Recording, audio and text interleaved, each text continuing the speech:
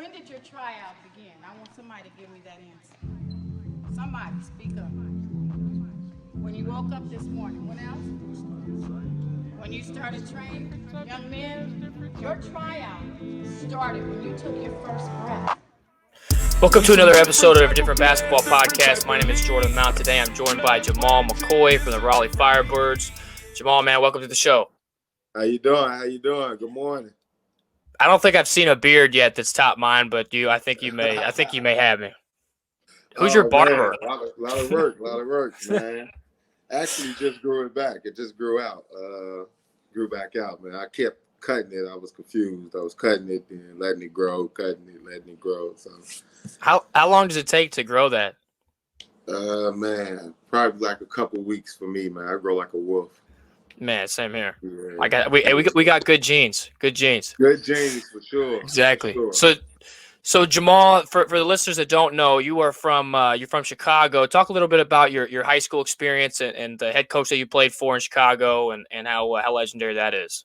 So I went to South Shore High School in Chicago, the east side of Chicago.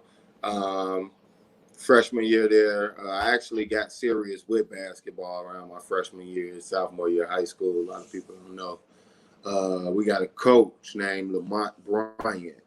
He came over from Marshall High School. A lot of people know that's where Patrick Beverly played high school basketball. So after Patrick Beverly's senior year, Lamont Bryant came over to South Shore, which was my sophomore year, coached me. It was a dope experience, man. He was very hard on me, very hard on a lot of us, all of us, really. But he made sure, he encouraged me to stay out the streets. He stayed on me about getting to class, stayed on me about, working on my game.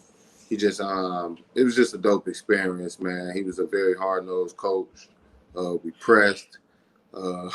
We ran all day for sure.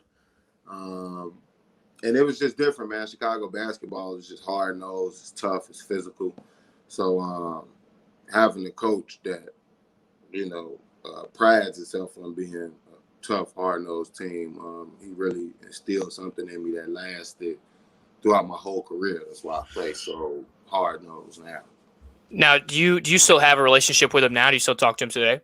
I haven't talked to Coach Brian, man, in a while. It's been a while. We kind of lost touch a little bit. I moved to Atlanta in the middle of my junior year. So I played my last season of high school ball at Forest Park, Georgia, at a Clayton County school. So we kind of lost touch during then. I seen him a couple times when I came home. I haven't spoke to him much, though. Okay. Now let's fast forward a little bit. Let's go all the way to your senior year in college. So you played junior college. You ended up at what was the school that you ended up at again? Bluefield State in West Virginia. Okay. What was that experience like? So you're a senior, you're trying to play, you want to play pro. You finish out. What are you doing, and how do you end up in the NAPB or TBL? So actually, my first year out, right after the season, I was getting ready for a showcase in Vegas, and I broke my fifth metatarsal.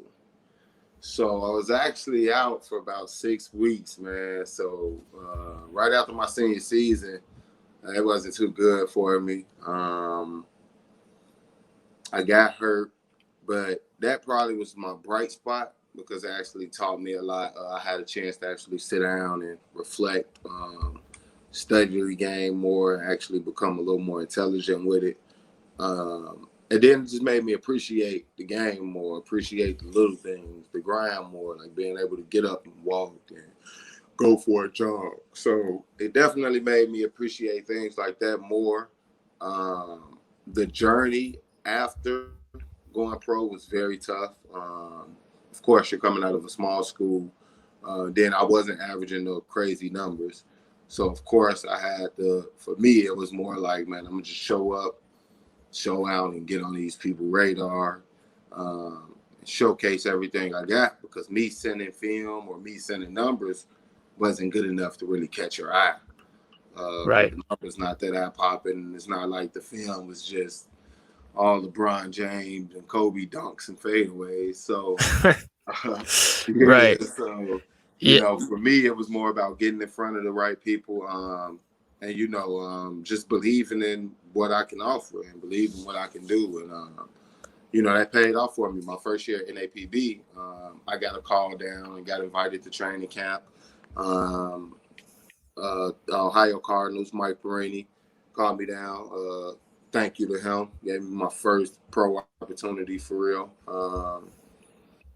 Called me down, man, kept me around. I was actually the captain of the team, which was crazy because I didn't even play a game. But I was just so locked in, man. I was just so focused. And I was driven to actually reach, the next level and to keep, Right. elevating my game. And that's what I like to see about this league, because every year I've seen myself grow in this league. Yeah. I got two things. So first, I broke my fifth metatarsal like when I was like a freshman, so I understand that it's the worst. Then you're like kind of tiptoeing around. Oh, I don't know if I can do this or that. Yeah, but no, I think it's profound of you to kind of say I was out for about 8 months with a knee surgery my second year of college. So you kind of understand and appreciate the game a little bit more. Like today, I think it's great that I can go out and still play and just like you definitely appreciate the game a lot more. And the second thing that I had is for the listeners, it's 8 a.m. for me and Jamal. So it's real Sorry if real you see early, me yawn a little bit. real early. So it's the NAPB when it translated to the TBL. Talk about that translation. It was a rebranding. But for a player, what do you think? Okay, is this a new league? Is this what are you thinking? For me, I'm not gonna lie, kind of liked it. It kind of caught me a little more, and I felt like the league was growing. I actually like the TBL, the three-letter acronym. That's a lot better. But I just felt the league going in the right direction. I just felt like it was growing. I heard a lot more guys talking about it. It was getting a lot more buzz. And I just think it's been going a lot smoother. But they were definitely, the idea to change it from a 4-letter to a 3-letter acronym was definitely legit. I like that. If you think about all the major sports in America, you got the NBA, the NFL, so the MLB, so the TBL fits right in with that. Right. I agree. That.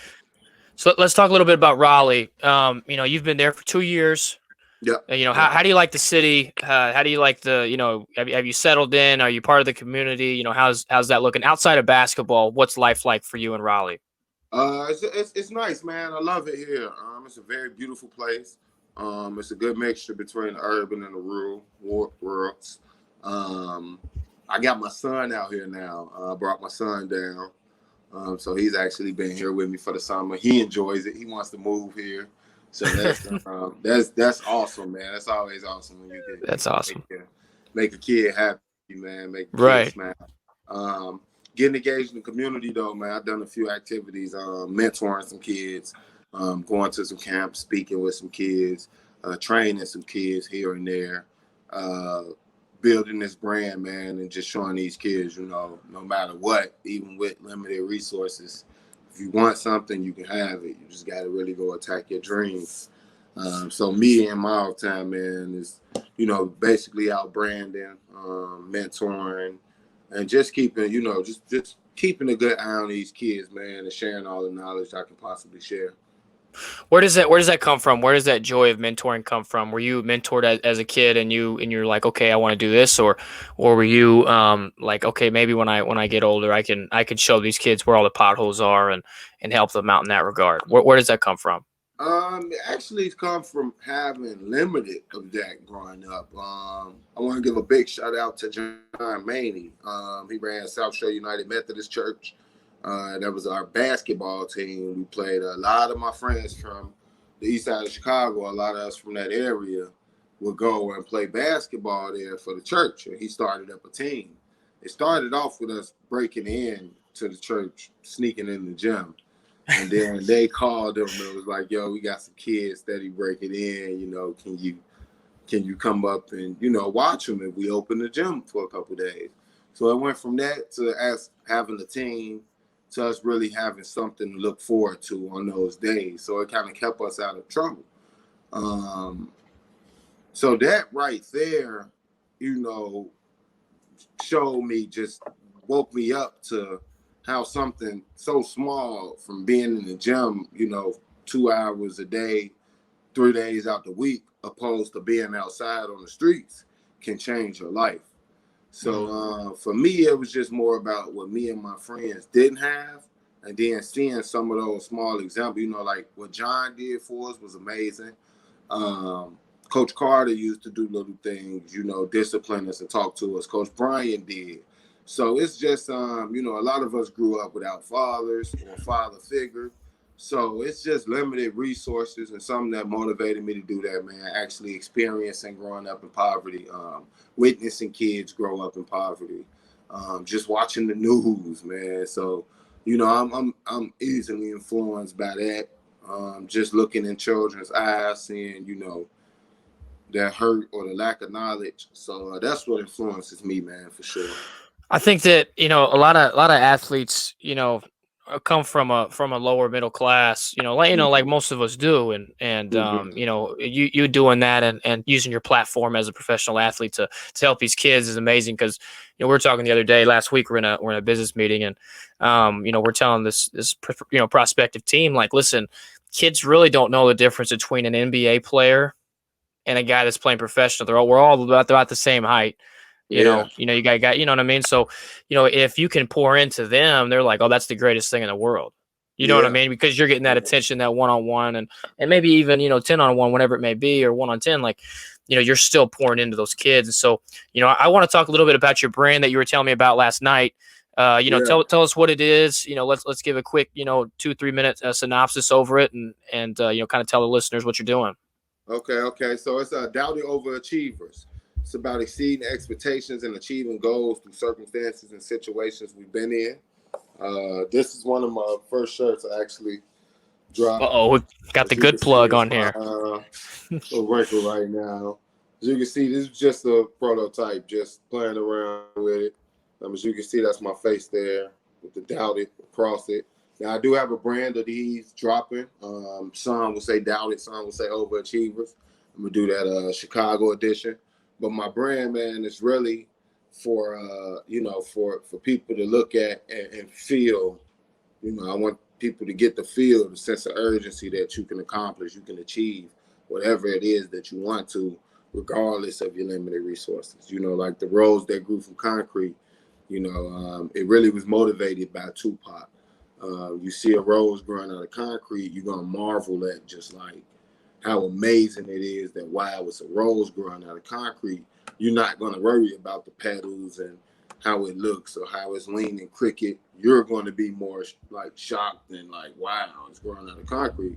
So why, when you see a ghetto child or a poverty-stricken child come from nothing or a terrible situation, all we can talk about is the negatives on that kid, instead of saying, wow, he made it out of this. He did that. Now how do we fix this? How do we change this? How do we get him to see things like this instead of judging him off of where he came from? He knows nothing else. If all you grew up, was on survival or in a poverty-stricken area, and all you're seeing is violence and negative things, then growing up, that's going to be instilled in you, unless you have somebody to instill love and positivity in you. So I think that's something we should do more of, instead of looking at these kids or looking at these, teenagers or young adults as poverty-stricken thugs or ghetto kids, and maybe get them a little knowledge, a little love, a little positivity. And man, they can be a bunch of roses that grow from concrete. So that's my biggest thing. Doubted Overachievers. Shout out to my manager, man. Free money. Will Stanley. He actually mentoring me. That's a big mentor for me. So shouts out to him, man. I think that's great, man. I told you last night when we were talking on the phone, as soon as we started talking about the brand, you could hear a change in your voice and just how passionate you are about the brand. And I really appreciate you sharing. And, we'll plug that up for the listeners. TBL players are doing big things and people got to know that, so as the league grows, players are growing and maybe one day players outgrow the league and, then they get contracts elsewhere. And that's kind of what the goal is. So, talk about a little bit planning. You played for the Raleigh Firebirds, then you got an opportunity to play in Africa.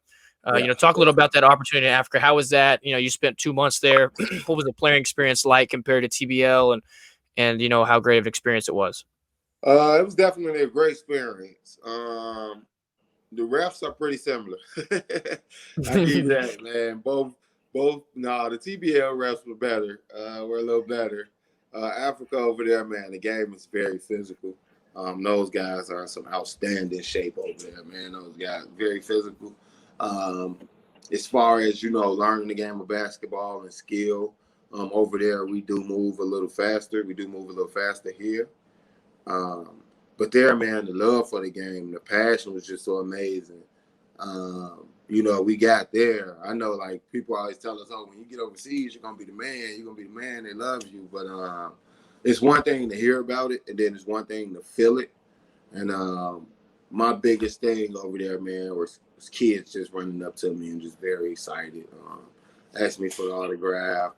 Jamal, we love you. You're the man of Gabon. And, like, just hearing little things like that really touched me, knowing that I'm a young child, a young Rose from Chicago, and I'm really motivating kids in Africa.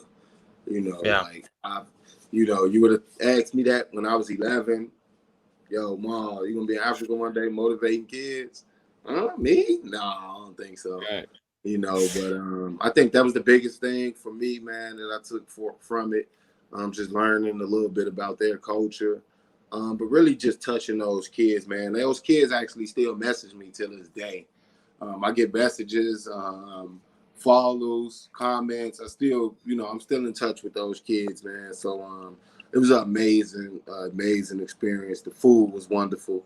My teammates over there were wonderful. Everything was wonderful about it.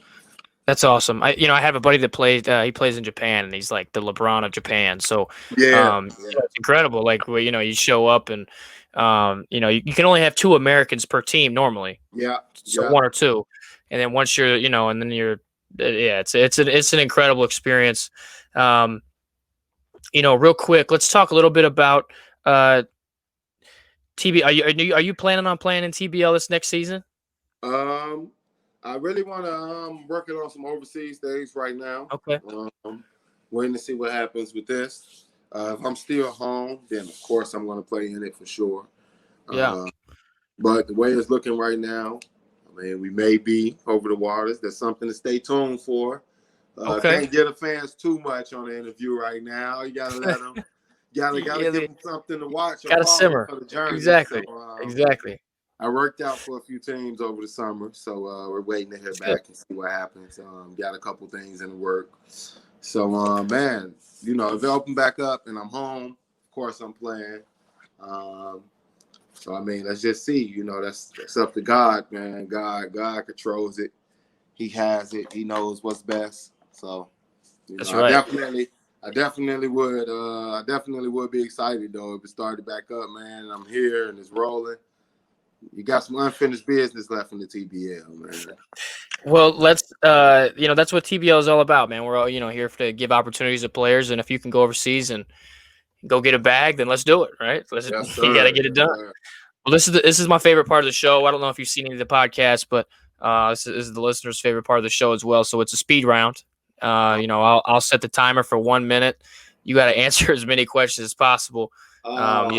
Yeah. The last person got 7. I think the highest is 13 or 14. Chris Allison from he's the TMO of the Owensboro Thoroughbreds and then Indy Express. Man. Yeah. Well, Ronaldo Major did a pretty good job too. I don't know if you know who Ronaldo is. Ronaldo, man, another Chicago native right there. See, us Midwest guys, man, we got to stick together. That's what it's all about. Sir. That's what it's all about. Are you ready? Let's do it. What's your favorite place to eat? Or Zaxby's.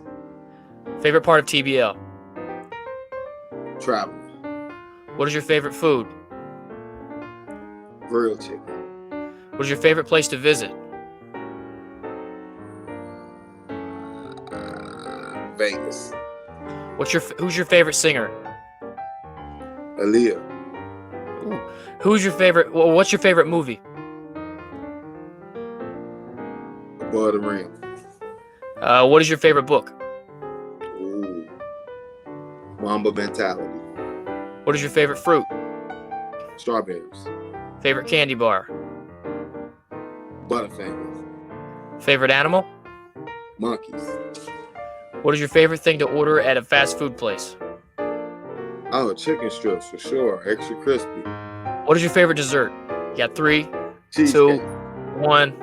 Ooh, it's not bad. Let me count. You got 1, 2, 3, 4, 5, 6, 7, 8, 9, 10, 11, 12, 13. Not bad. Hey, Not bad at all. Hey, not bad at all. Okay, For okay. 8:24 a.m., that's not bad. That's not That ain't bad at all. right there. That's great. Well, Jamal, man, I know you got some workouts to get to. I really Yes, appreciate you yeah. coming on the show. I want to thank all the listeners that came on today. Reminder, TBL Combines. Did you participate in the TBL Combine? No, not this year. I actually did my first year though. The first and Okay. the second year, I did. That's how I came. I came to Raleigh for it.